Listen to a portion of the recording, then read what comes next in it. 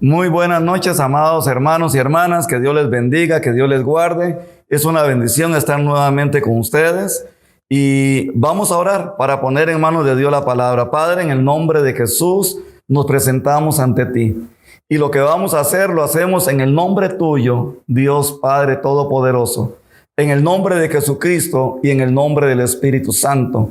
Señor, dame el discernimiento y la apertura de mi mente para recibir tu palabra, mis ojos para leerla, mi boca para proclamarla y mi corazón para guardarla y todo mi cuerpo, mi ser para ponerla en práctica afuera. Muy buenas noches, amados hermanos, nuevamente. Hay una pregunta que yo me hago siempre y la pregunta es, la gente dice yo me convertí, pero nos convertimos porque decimos, según el libro de Romanos, dice, si confiesas a Jesucristo con tu boca, te arrepientes de tus pecados y lo recibes en tu corazón, serás salvo. Ok, eso se dirigía a Pablo en el mensaje a los judíos para que aceptaran a Jesucristo, porque no habían aceptado a Jesús como Mesías. Eso aplica también a nuestra vida. Y la gente dice, yo me convertí al Señor. Está bien, pero yo me hago una pregunta siempre. ¿Será y basta con la conversión? Porque la conversión me lleva a otro paso que generalmente nosotros nos brincamos. Una cosa es decir que yo me convertí, me aparté del pecado para aceptar y confesar a Jesucristo, y otra cosa es entrar en el proceso de transformación. Y el proceso de transformación es durante todo el tiempo de nuestra vida como cristianos, hasta esperar, como dijo Pablo, me espera la corona que Dios tiene preparado para mí, para la vida eterna, la corona de la vida. Ahora, cuando hablo de conversión, yo mismo, y lo decía en una prédica hace poquito que grabamos, es muy fácil, la gente hace campañas y dicen, llegaron 12,000 personas, ahora que hay estadios y escenarios grandes, habían 30,000 personas, se convirtieron. Y yo decía en esa enseñanza que generalmente todos los que llegan son gente de congregaciones. Pero es diferente cuando usted va a la calle. Es diferente cuando usted se va a lugares y le habla persona a persona. Es diferente cuando usted entra en lugares que nadie quiere entrar. Hablarle a la gente que hay un Jesús que le ama, que hay un Jesús que quiere cambiar su vida, que hay un Jesús que quiere que se alejen del pecado, de lo que están haciendo, que lo conozcan a Él y se conviertan ¿de qué? Del pecado a la gracia, al amor, a la vida, que es estar en Dios. Pero para esa persona va a empezar un proceso de transformación. Lo podemos ver en cada uno de los discípulos. Pasa Jesús y estaba Mateo cobrando impuestos y Jesús le dice, Mateo, ven, sígueme. Y Mateo inmediatamente sigue a Jesús. Para Mateo, seguir a Jesús es decir, voy a dejar lo que estaba haciendo porque este hombre trae algo diferente. Quiero convertirme a la enseñanza, a la nueva doctrina, a esta doctrina nueva, a este nuevo evangelio, a estas buenas nuevas que este hombre Jesús trae. Y Jesús era tan convincente que con una mirada o una palabra la gente lo seguía. Pedro es llamado por su hermano Andrés y Andrés fue llamado por Jesús y Andrés corre y le dice, Pedro, hemos encontrado al Mesías, el que había de venir. Y Pedro, me imagino, salió corriendo, llegó donde estaba y apenas vio a Jesús, se postró y le dijo, apártate de mí porque soy un pecador. Hay una transformación de Pedro, hay una conversión de Pedro, perdón. Quiero dejar mi vida de pecado para convertirme a este nuevo evangelio de amor que usted está enseñando. Quiero ser cristiano, en otras palabras, diríamos en el mundo actual. Igual vemos en la vida de Pablo. Pablo va persiguiendo y en el camino a Damasco se aparece una luz. Pablo cae al suelo, pierde la vista, va donde Ananías. Ananías ora por él, recobra la vista. Pero eso tiene un significado, es dejar el viejo hombre para empezar a ser un nuevo hombre. Eso es conversión.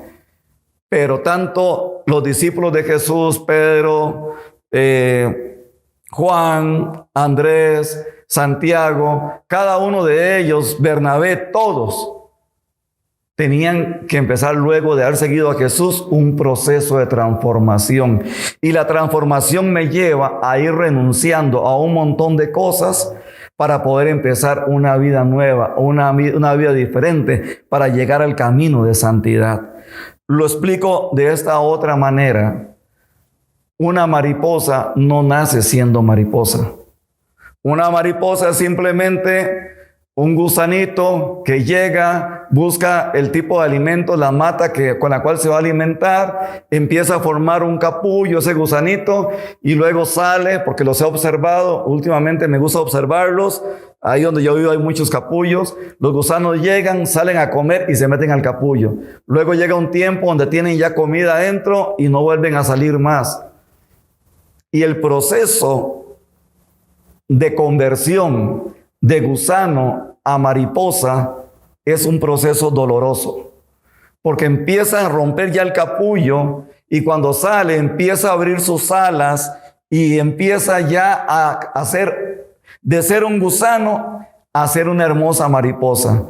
El que no conoce esto dice: qué mariposa más bella, pero si lo hubiera visto como era antes, un gusano, qué asquerosidad de gusano, decimos nosotros, y a veces los matamos. Antes los matábamos. Yo era uno que andaba matando gusanos, y saber que ese gusano iba a ser una mariposa, se iba a transformar. Entonces, el gusano de algo diferente que no es hermoso a los ojos del ser humano, durante un proceso de transformación de gusano a mariposa, dura un proceso y doloroso, y sale transformado en una hermosa mariposa.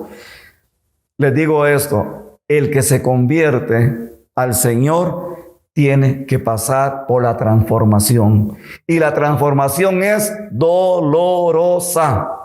En la transformación van a haber lágrimas.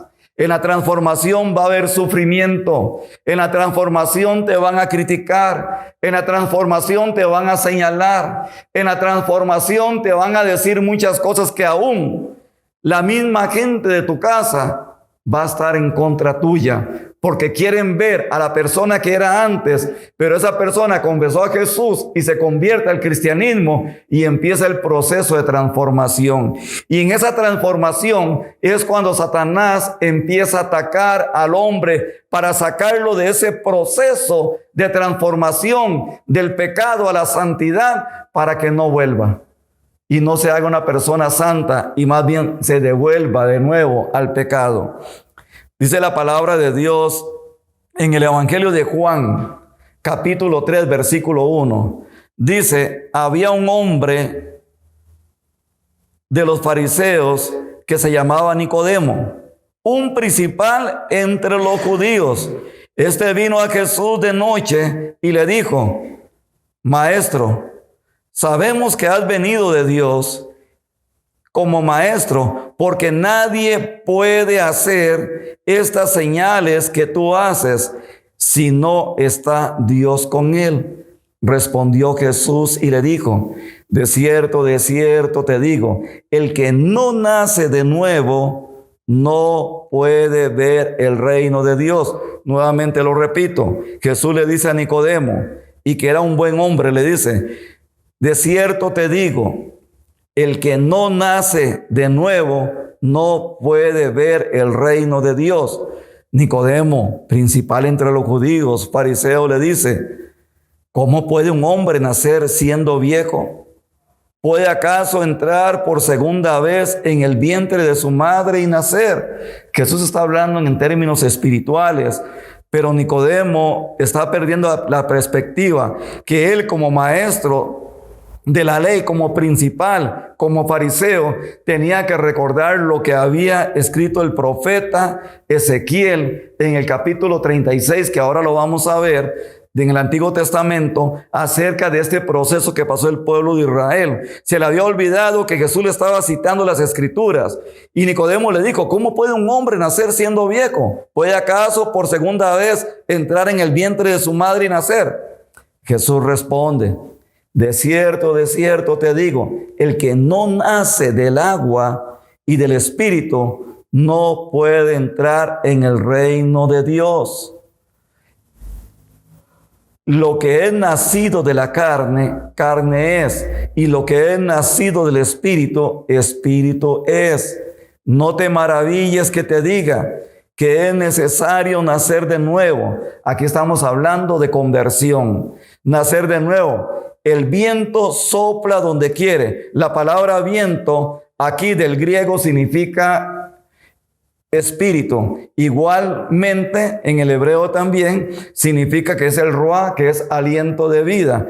El viento sopla de donde quiere y oye su sonido. Todos escuchamos el viento. Escuchamos el sonido, pero nadie lo puede ver. Esa es la pregunta que mucha gente a veces dice, ¿Dios existe? Hace poco tuve un muchacho en consejería de escasos 14, 15 años aquí y me decía, yo vengo y no sé ni por qué vengo, pero para mí Dios no existe. Entonces agarré el abanico que había en el aula allá, lo prendí y se lo puse en la pura cara. Y le dije, dígame una cosa, ¿usted siente el viento del abanico? Y me dice, lógico que sí, pero usted ve el viento. Y me dice, no. Le digo, así es Dios. Dios se siente, Dios se vive, Dios transforma, Dios cambia, Dios nos lleva a algo diferente. No lo vemos, pero sí lo sentimos. El muchachito agachó la cabeza y me dice, bueno, ya me deja con una inquietud. El viento no se ve, pero existe. Le digo, así es Dios. Aunque Dios tiene sus manifestaciones, sus teofanías, sus manifestaciones de Él, que se dio a conocer a Abraham primero, cuando se le presentó a Abraham, luego a Moisés. Y le dijo, yo soy el Todopoderoso. Pero aquí Nicodemo tenía que saber bien lo que está en el libro de Ezequiel 36, versículo 26 en adelante. A Nicodemo se le había olvidado y Jesús le vuelve a decir, y le dijo a Nicodemo, ¿cómo puede hacerse esto? Vuelve a responder Jesús y le dice, ¿eres tú maestro de Israel y no sabes esto? ¿Por qué le pregunta Jesús a Nicodemo, ¿cómo tú, siendo maestro de Israel, no sabes esto? Por lo que le estaba diciendo. Vámonos al libro de Ezequiel, capítulo 36, versículo 26. Todo maestro de la ley, todo letrado, todo sacerdote, toda autoridad del pueblo de Israel sabía lo que había sucedido y lo que el profeta Ezequiel había hablado en el capítulo 36, vámonos al versículo 23 en adelante. Dice que el pueblo de Israel había pecado, para no variar, igual que nosotros. Había hecho lo malo delante de Dios. Y en el versículo 23 dice, versículo 22, por lo tanto di a la casa de Israel, así ha dicho Jehová el Señor, no lo hago por ustedes, oh casa de Israel, sino lo hago a causa de mi nombre, que mi nombre es intachable y es santo, el cual ustedes han profanado entre las naciones donde han llegado, porque han hecho lo malo y no han hecho lo que yo he mandado. Y santificaré mi gran nombre, o sea, voy a purificar y limpiar mi nombre porque ustedes lo han ensuciado. Se parece mucho a la historia de cada uno de nosotros. Decimos que somos cristianos, pero damos el ejemplo contrario. Decimos que amamos a Dios, pero hacemos las cosas en contra de lo que Dios manda, totalmente lo contrario. Y entonces le dice Dios, yo lo hago por mí, porque voy a santificar mi nombre, que la gente reconozca que yo soy santo y que yo sea santificado en ustedes delante de sus ojos. Y le dice, y los tomaré de las naciones y los recogeré de todas las tierras y los traeré a su país de nuevo. Esta es una profecía que todos sabemos que se cumplió cuando fue de nuevo instituido Israel como nación. Y ve aquí el versículo 25 que se le había olvidado a Nicodemo. Como maestro de Israel tenía que saber esto. ¿Cómo tú, siendo maestro de Israel, no sabes qué? Esto. Versículo 25, Ezequiel 36. Esparciré sobre ustedes agua limpia y van a ser limpios de todas sus inmundicias, de todos sus pecados, de todos sus ídolos. Yo los voy a limpiar y les daré un corazón nuevo y pondré mi aliento, mi soplo, mi espíritu nuevo dentro de ustedes y quitaré de ustedes el corazón de piedra, quitaré todo lo que es carne y les daré un corazón nuevo, un corazón de carne pero diferente, y pondré dentro de ustedes mi espíritu y haré que anden en caminos de rectitud, van a guardar mis mandamientos y van a ponerlos por obra y van a habitar en la tierra que he dado a vuestros padres, y ustedes serán mi pueblo y yo seré su Dios. Volvemos otra vez al Evangelio de Juan, capítulo 3.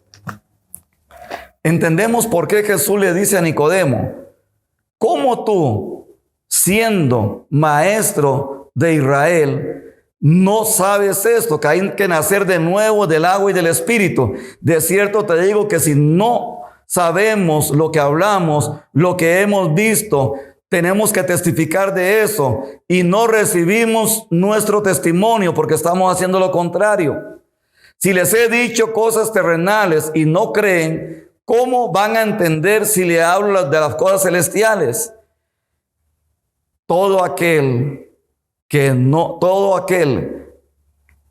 Para que todo aquel que en él crea no se pierda, mas tenga vida eterna. Nadie ha subido al cielo, sino solamente Jesús. Aclaro. El pueblo de Israel, como siempre, había hecho lo malo ante los ojos de Dios. Dios les da una oportunidad y les dice: voy a esparcir agua sobre ustedes. Van a nacer de nuevo. Les voy a arrancar el corazón de pecado, de piedra que tienen, y les voy a dar un corazón de carne nuevo para que aprendan a amar. Les voy a quitar toda la inmundicia esparciendo agua para que sean limpios. Un ejemplo: cuando usted y yo venimos del trabajo, aunque nuestro trabajo no sea tal vez de construcción y no hemos tratado con tierra, pero si nos metemos al baño y empezamos a limpiarnos con el agua, vemos en el suelo cómo el agua está sucia por el sudor, por el polvo que hemos tenido en la calle, en el trabajo. El agua cae. Es lo que Dios quiere: quitarnos toda la inmundicia, quitarnos toda la suciedad. Tenemos que nacer de nuevo. Nacer de nuevo es conversión, y la transformación es el proceso que sigue de ahora en adelante. ¿Por qué las congregaciones se estancan? Porque la gente dice: me convertí. Como les decía antes, estadios llenos, gimnasios llenos, y la gente dice: gloria a Dios, pero no quieren ser transformados. El ser transformado me está diciendo que tengo que alejarme de todo aquello que ha sido perjudicial para mi vida y que no me deja vivir en santidad. Y Jesús le dijo a Nicodemo: el que no nace del agua y del fuego, que es el Espíritu Santo que va a venir, bautizados en el Espíritu Santo, no va a heredar el reino de Dios. No es que yo no crea en las manifestaciones grandes, no es que yo no crea en las concentraciones. Lo que yo estoy diciendo es que mucha gente que va ahí son gente que va a las congregaciones, y son gente que se quedaron solamente en el proceso de la conversión, pero nunca quisieron ser transformados. Y si vemos un caso hermoso, y todos lo conocemos, es Pablo. Pablo es transformado, deja todo lo que era, que no era bueno ya, y no era para practicarlo en la ley de la que había antiguamente, para empezar ahora a vivir amando a Dios sobre todas las cosas y amando al prójimo como a sí mismo, que ahí se resume todo. Y Pablo empieza de perseguidor a ser perseguido. Pablo empieza a denegar a Jesús como el Mesías, a aceptar a Jesús, conversión, y luego empezar el proceso de la santificación, soportando las dificultades, soportando las pruebas, soportando los vientos contrarios. Pero muchos cristianos, cuando sentimos los vientos contrarios, echamos para atrás y no queremos avanzar. Cuando sentimos las pruebas, las dificultades, cuando sentimos esos procesos, no avanzamos porque no queremos ser transformados. ¿Usted quiere la corona de la vida? ¿Usted quiere que llegue ese día, igual que diga Pablo, como le dijo a Timoteo, estoy preparado? Se acerca mi muerte terrenal, pero me espera la corona de la vida, en la cual voy a estar con Dios. Pero Pablo cumplió un proceso: cárcel, cadenas, piedras. Le tiraron saliva en su cara, lo garrotearon, lo pusieron las cadenas en las manos, en los pies. Fue preso lo llevaron en un barco, fue mordido por una serpiente, pero de todo salió victorioso. No me vengan con el cuento que el cristiano no va a tener procesos. No me vengan con el cuento que si usted se convirtió de gusano a una hermosa mariposa, no pasó un proceso doloroso. Y ese proceso doloroso, hermanos, hay que pasarlo para poder vivir en Cristo. Esa es la hora, el tiempo. Sí, yo me convertí al Señor. Y tenemos los cristianos evangélicos un estribillo: hermano, conviértete. Y yo le diría a ese cristiano evangélico: ¿y usted está transformado? Porque una cosa es convertido, pero tiene que llevar la transformación. Pero no queremos llevarla. O estamos con Dios o estamos con el diablo. Y Jesús dijo, palabras de Jesús: o son de Dios o pertenecen al diablo, al príncipe de este mundo. Y todo aquel que confiesa a Jesucristo con su boca como su amo, dueño y Señor de su vida, tiene que pasar la transformación. Jesús, cito Filipenses capítulo 2, no estimó ser igual a Dios, sino tomó la condición de hombre. De donde estaba arriba, descendió a la tierra, a lo más profundo, al vientre de una mujer. Fue transformado de niño a hombre, ahí para luego empezar un proceso. Y el proceso de Jesús, lo hemos predicado muchas veces, fue doloroso. ¿Y cómo usted quiere ser cristiano y cristiana sin pasar procesos, sin ser transformados? ¿Cómo queremos caminar en este mundo si no tenemos una transformación? Vea, hermanos, yo sé que he fallado mucho y yo sé que cometo errores y horrores a cada instante. Y la palabra dice que aún la persona justa 7 veces falla al día. No es que hay que hacerlo para estarlo repitiendo. Pero hermanos, sí les puedo decir algo. De todo, Dios nos saca adelante. Termino con esto. ¿Quieres seguir siendo gusano? ¿O quieres convertirte en una hermosa mariposa? ¿Quieres pasar de ser del hombre y la mujer llena de pecado para convertirse al Señor y seguir el proceso como lo siguieron cada uno de los que hablan la Biblia? Y si podemos leer los héroes de la fe en el libro de Hebreos, podemos ver, creo que es Hebreos capítulo 11, que habla, o el 12, los héroes de la fe, mujeres y hombres que supieron y enfrentaron problemas. Y todos fueron mártires, mutilados, crucificados, decapitados. Y usted y yo no queremos ese proceso. Hoy quizás no nos van a decapitar. Bueno, si vemos la iglesia perseguida, si vemos la iglesia sufriente, si vemos la iglesia mártir en Irak, en lugares de Irak, en Corea, en China, en el lado de los kurdos, si vemos la iglesia que el que es cristiano ahí es perseguido, es maltratado, es flagelado, es encarcelado y los matan, esa iglesia sí valora lo que es el evangelio.